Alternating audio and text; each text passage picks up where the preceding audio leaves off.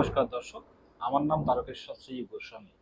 আজকে আপনাদেরকে দেখাবো যে আপনি ভাবছেন হয়তো আপনার হাতে টাকা পয়সা থাকছে না বা টাকা রাখতে পারছেন না।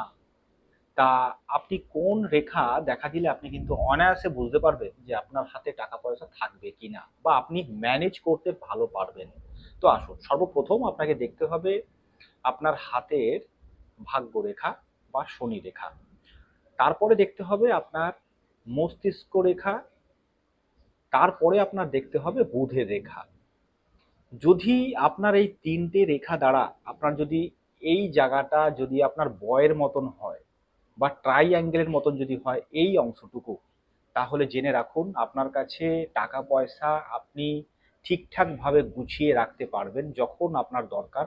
আর আপনার ম্যানেজমেন্ট পাওয়ার এতটাই, ধরুন আপনার পকেটে পয়সা নেই কিন্তু আপনি এদিক ওদিক থেকে ম্যানেজ করে যেভাবেই হোক আপনি কিন্তু চালিয়ে নিতে পারবেন। তা এটাকে বলা হয় টাকার কুঠুরি।